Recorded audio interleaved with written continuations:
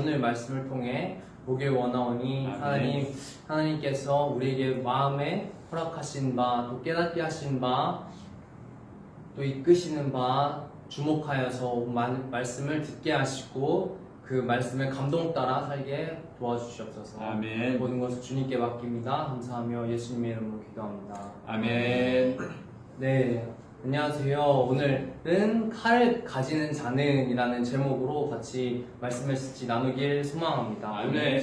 오늘 좀 더 확대해서 보면 중간에 요절 말씀이 있는데 예수님께서 베드로에게 이렇게 말씀을 하십니다. 다 같이 한번 요절 말씀 읽어보고 말씀 나누도록 하겠습니다. 시작.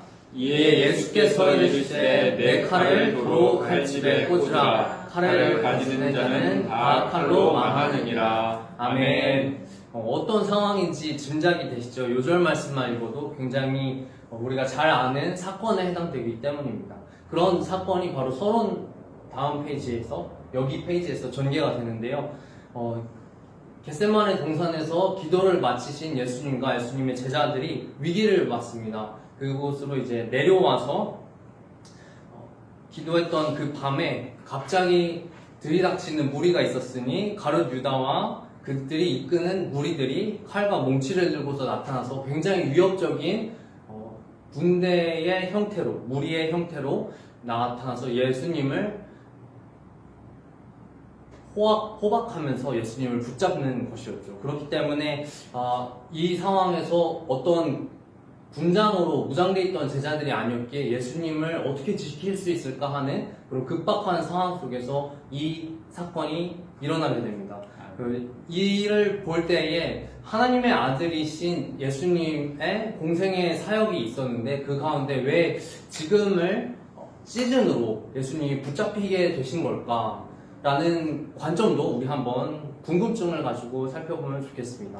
이렇게 하나님 나라와 세상의 권세가 충돌하는 사건이 바로 오늘 이 겟세마네 동산 아래서 생기게 됩니다. 이와 관련된 말씀하시기가 47절에 전개됩니다. 말씀하실 때에 12 중에 예수님의 제자인 유다가 왔는데 대제사장들과 백성의 장로들에게서 파송된 큰 무리가 예수님의 제자들을 뛰어넘는 숫자가 온 거죠. 칼과 몽치를 가지고 위협적인 장면으로 서론이 전개됩니다. 물론 다음 페이지로 넘어가 보니까 이때에 예수님의 수제자, 예수님을 가장 사랑하고 따르는 제자가 있었으니 요한복음 말씀을 참조한다면 오늘 마태복음 본문이지만 그 제자는 바로 베드로였습니다. 칼집에서 가지고 있던 칼을 꺼내서 대제사장 종의 귀를 쳐서 귀를 잘라냅니다. 그런데 이렇게 호위무사처럼 또 예수님의 가장 든든한 보디가드처럼 이 행위를 하게 되지만 예수님께서는 오늘 요절 말씀과 같이 칼집에 칼을 집어넣어라. 칼을 가지는 자는 다 망하리라. 이렇게 말씀을 하십니다. 아니 어떻게 예수님을 지키려고 하는 베드로 자신의 수제자에게 두둔하지 않고 또 예수님을 지키려는 의도가 눈에 선한데도 그것을 외면하시고 베드로를 책망하시는지 오늘 말씀을 더욱더 주의 깊게 살펴보지 않을 수 없겠는데요. 이러한 상황 가운데서도 예수님의 관점은 내가 살아야지, 내가 이 세상의 구원자고 주인인데 내가 어떻게 되면 안 되지 였다기보다는 하나님 나라의 약속, 하나님의 말씀의 성취에 관점이 있으셨기 때문에 베드로의 하는 행동 또 그와 관련된 그 상황의 모든 역사까지도 하나님의 주관하심 안에 있다는 것을 믿으면서 예수님 순순히 그 체포 현장에 따르는 것으로 주목하게 된 것입니다. 그렇게 선한 목적이라도 아무리 보이기에 예수님을 지키고 우리의 무리로서 예수님과 함께 이 세상을 지켜나가고 구원해 나가자 하는 이러한 좋아 보이는 선한 목적일지라도 하나님이 허락하신 방법이 아니라면, 다시 말하면 하나님이 허락하신 질서가 아니라면 그 방법대로 시행되지 않는다는 것입니다. 아멘. 이는 하나님의 뜻을 거스리는 것이기 때문입니다. 그렇기에 기독교의 윤리는 무엇일까요? 그리스도인이라고 하는 것은 어떻게 저 사람 저렇게 간증하러 TV에 나왔을까? 대단한데 저런 성취를, 저런 성과를 사람들이 인정할 만한 대단한 일을 해냈구나 라는 것에 주목하는 것이 아니라 바로 하나님이 허락하신 그 질서의 그 과정에 묵묵히 순종하는 자인가가 그리스도인의 윤리, 그 기준인 줄 오늘 말씀을 통해서 보게 됩니다. 아멘. 그것이 바로 예수님이 가지셨던 관점이었기 때문에 베드로에게 책망하시며 그에게 칼을 다시 도리어 넣으라고 말씀하신 거죠. 그렇게 오늘 요절 말씀과 함께 이 사건이 다음 페이지에서 본론 2에서 예수님의 행동에 더 집중하게 합니다. 칼을 가지는 자는 다 칼로 망한다. 이 말씀이 요절인 만큼 예수님께서 실제로 어떤 원리에 따라서 하나님 나라를 실현시키고자 했는지 우리는 주목하게 됩니다. 바로 폭력이 더 큰 폭력을 낳고 그 귀를 치는 것에 그치지 않고 아마 그 현장에서 예수님이 그래 베드로야 저 다른 사람에게도 똑같이 행해서 이렇게 나를 지키고 보호하렴 너희가 내 제자들이 호위무사가 되렴 이렇게 했다면 아마 그곳은 피바람이 부는 추억한 현장이 되었을 텐데 그것이 근본적인 해결책이 아니라는 것을 알았기에 예수님께서 사랑의 능력으로 그들을 포용하시면서 그들이 순순히 예수님을 잡아가게끔 자신을 내어주십니다.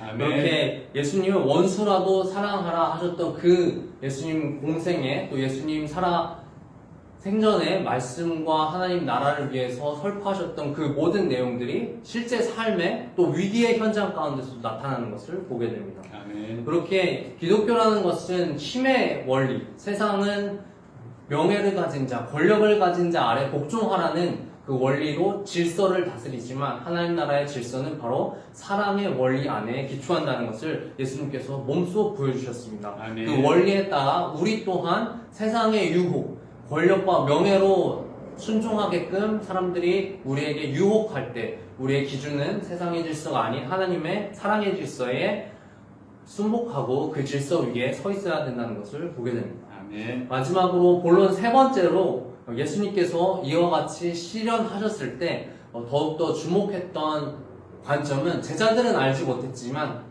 또 뒤늦게 깨닫게 되었지만 예수님께서 주목하는 관점은 바로 하나님의 절대 주권이라는 것입니다. 예수님도 겟세마네 동산에서 기도할 때 땀이 피가 될지언정 정말 간절히 살려달라고 하나님 이 죽음이 너무 두렵습니다 하면서 기도하셨습니다. 그럼에도 하나님께서 이 뜻을 이루실 것을 기억하면서 하나님께서 이 잔을 피하게 해달라고 했지만 하나님의 뜻이라면 감당하겠다는 예수님의 그 기도는 이제 순순히 끌려가는 자신을 내어주시는 현장으로 하나님의 절대 주권 앞에 순종하는 모습으로 나타납니다. 아멘. 그때 사실상 예수님이 또 이러한 대사를 말씀하십니다. 바로 내가 명하면 12군단 더 되는 천사를 지금 즉각적으로 동원하여서 이 무리들을 잠잠케 할 수 있다라는 맥락으로 말씀하시는데 실제 로마 현장에 로마 역사 속에 있었던 유대인들이 통치를 받고 있던 그 시대에 로마 군단에 버금갈 만한 수준의 숫자였다고 합니다.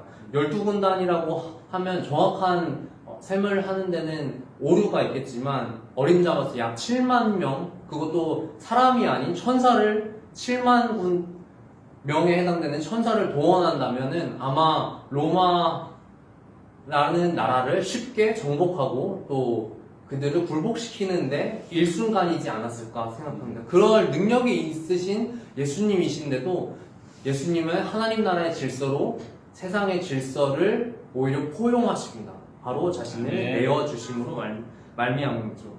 이것이 바로 하나님의 구원 계획이며 세상적인 방법이 아닌 예수님에게 허락된 온전한 순종의 길, 그 십자가의 길이었다는 것을 예수님께서는 아셨기에 모든 역사 가운데 하나님이 주권자 되심을 기억하며 12군단 지금 출동 이것이 아니라 그래 베드로야 칼을 가지는 자는 칼로 망할 거야. 사랑으로 우리 승리해보자 라는 메시지로 예수님이 순종을 모범으로 보이십니다. 아멘. 이렇듯 우리 그리스도인이 세상의 위기를 만나는 순간이 있습니다.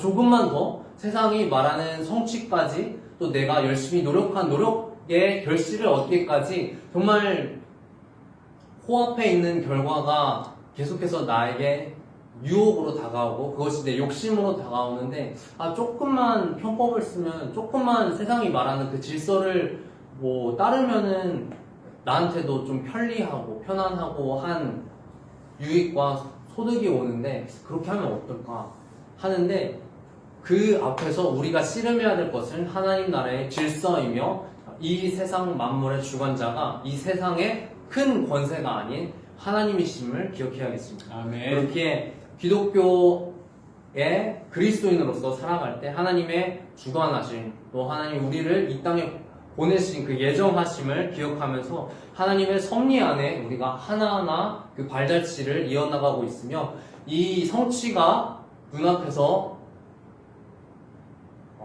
허락되지 않는다 할지라도 정말 찰나의 순간에 내가 손을 뻗으면 세상의 말대로 잡을 수 있다 한들 그것을 놓친다 할지라도 우리가 하나님 안에 속한다면 진정한 승리를 얻는 것임을 우리는 믿음으로 선포하고 고백해야겠습니다. 아멘. 그렇기에 예수님께서 이렇게 말씀하십니다. 너는 내가 내 아버지께 구하여 지금 12군단 더 되는 천사를 보내시게 할 수 없는 줄로 아느냐. 내가 만약 그렇게 하면 이런 일이 있으리라 한 성경이 어떻게 이루어지겠느냐. 예수님께서는 12군단으로 로마의 역사를 뒤엎어버리는 그 역사로 부르심을 받은 것이 아니었죠. 바로 성경의 예언이 이루어지는 하나님의 주권과 하나님의 역사가 이루어지고자 사명을 받고 오셨기에 예수님은 그 사명과 질서에 철저히 순복하셨습니다. 아멘.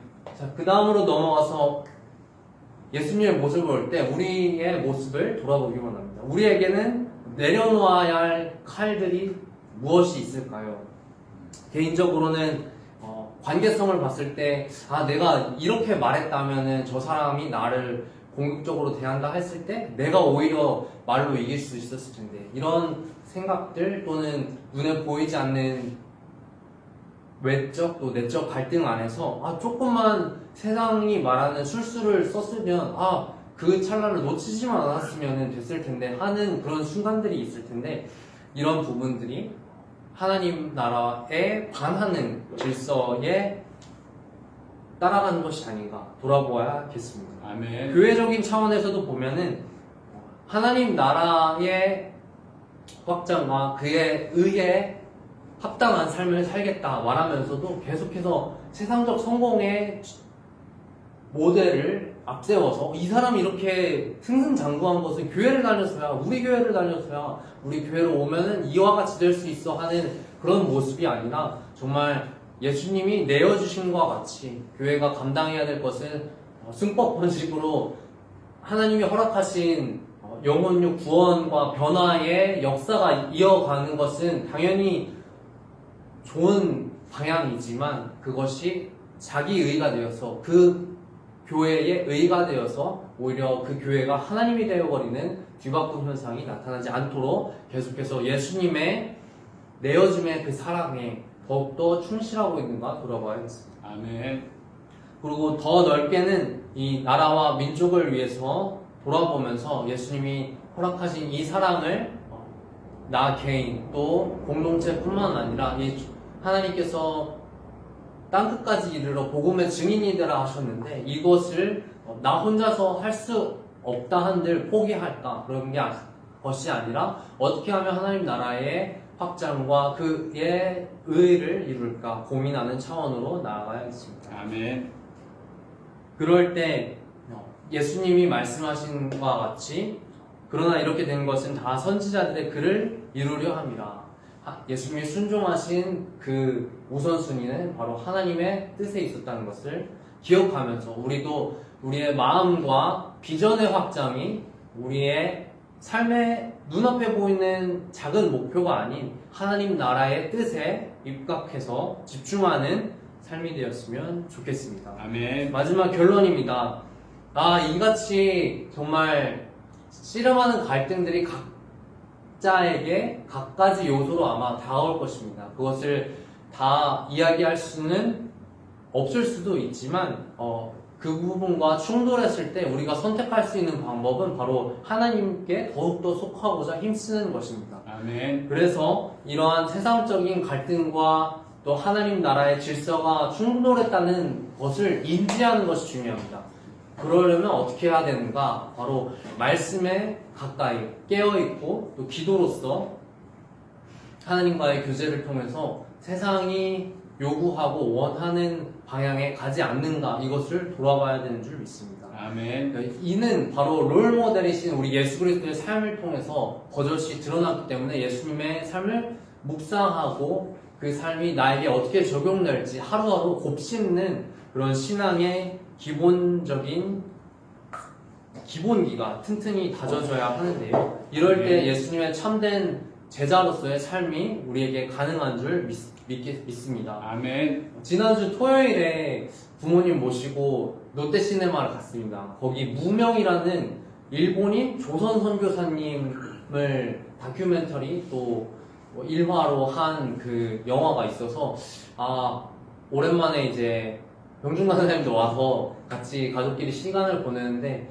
우리가 어떤 여정을 함께 이 짧은 시간 안에 보내면 좋을까 했을 때 간사님께서 이야기해 주신 말씀처럼, 간사님 저 사랑하는 동생 병준 간사님과 몸이 같은 집에서 지내다가 떨어지니까 광주로 내려가니까 너무 슬프고 현실과 같지 않아서 좀 우울합니다 했을 때 간사님께서 일시적인 그런 떨어짐은 당연한 건데, 성장에 따라서 당연한 건데, 근데 우리는 하나님 나라의 동역자로 함께 묶인 존재이기 때문에 동역의 관계로 나아간다면 그 고리가 끊어지지 않을 거다 했던 그 말이 떠올라서 그 롯데시네마 영화를 예약하게 됐고, 조선이 일제강점기로 여러 일본인들이 한국에 와서 전도하고 예수 그리스도의 모습 그대로 실행해 나가면서 조선인들에게 또 대한민국 사람들에게 예수님을 전하는 것은 거의 불가능에 가까운 수준이었는데, 실제 같이 학대와 박대를 당하면서 일본 순사들에게 고문을 당하면서 또 일본인 선교사님들은 조선을 위한 하나님 나라의 복음 전파자로 온 그 다큐멘터리를 보고 굉장히 많은 생각이 들었습니다. 진짜 이 세상에서 풍족하게 잘 먹고 잘 살고 누리고 있는데 이 기반이 바로 복음을 전해주신 이런 선교사님들의 희생 덕분이 아니었을까. 나의 삶이 정말로 무엇을 위해서 사는가 고민해 볼 때 그리스도의 복음 전파가 아니라면 무엇을 이야기할 수 있을까. 그런데 이것이 일시적인 순간의 고백이 아니라 저분들이 평생을 바쳐 희생하고 또 그러고도 자기의 의를 더 드러내지 않고자 기록조차 남기기를 주저했던 것처럼, 나도 나의 의를 뽐내기보다 예수님의 흔적만 남기고 갈 수 있는 신앙이 될 수 있다면 참 좋겠다, 이런 생각을 또 하고 가족들과 나누는 시간을 가졌었는데요. 그런 시간을 가지면서 오늘 이 금약생기를 준비하면서 예수님이 우리에게 보여주신 사랑의 질서, 그것이 얼마나 위대한가 물어보게 됩니다. 진짜 예수님께 속하는 것은 사실 그 사랑 안에 감동받는 것이 아닐까 생각합니다. 그렇게 우리의 시간을 조금 더 떼어내서 바쁘고 지친 일상들이 우리를 계속해서 괴롭히지만 예수님의 말씀에 더 귀 기울이고 또 그분의 안에 들어가고자 조금은 세상과 분별하여서 그분의 사랑의 질서를 더욱더 깊이 묵상하는 주말 또 주일 되었으면 좋겠습니다. 아멘. 그렇게 마지막으로 이 문구 읽어보고, 하단의 문구 읽어보고 다 같이 읽어보고 마무리하도록 하겠습니다. 파란색 글씨로 한번 읽어보겠습니다. 시작. 우리는 도망가는 제자가 될 것인가, 아니면 십자가의 길을 따르는 제자가 될 것인가. 아멘. 마태복음 26장 또 56절 말미에 보니까 예수님 결국 사랑의 질서를 선택하셨을 때 주변에 남은 이들 아무도 없었습니다. 그럼에도 불구하고 또 우리도 그 선택을 해야 된다면 우리 주저하지 말고 과감히 선택할 수 있는 사랑의 질서를 선택할 수 있는 그리스도인이 되었으면 좋겠습니다. 아멘. 기도하겠습니다. 하나님 감사합니다. 세상은 빠른 성장과 승리의 쾌거를 축하하고 찬양하며 그 길로 따르기를 열망하고 있습니다. 그것이 꼭 나쁜 것만은 아니지만 하나님의 나라의 질서와 반하여 갈 때가 있습니다. 그렇지만 오늘 말씀에서 배운 바와 같이 예수님이 세상의 질서를 선택하지 않으시고 분명 그보다 더 크신 능력이 있었음에도 자신을 내어주는 사랑의 질서를 선택하셨습니다. 그 이유는 하나님의 절대 주권을 알았고 하나님이 보내신 그 사명과 성경의 예언을 성취하기 위함이었습니다. 아멘. 하나님, 우리도 이 땅에 사는 목적이 무엇일까요? 세상이 말하는 기쁨과 즐거움도 좋지만 하나님이 기뻐하시는 복음 전한 사명을 위해 살아가길 원합니다. 하나님, 우리도 고민되고 갈등될 수 있지만 예수님이 선택하신 것처럼 자신을 내어주는 사랑의 질서를 선택하는 그리스도인 되길 원하오니 아멘. 하나님, 우리가 세상에 바삐 달려가고 있다면 잠시 멈춰서 예수님의 희생을 더욱더 깊이 묵상하고 그 깊이에 감동하여서 예수님 따라 선택하는 하나님의 자녀 될 수 있도록 도와주시옵소서. 아멘. 모든 것을 주님께 맡깁니다. 감사하며 예수님의 이름으로 기도합니다. 아멘.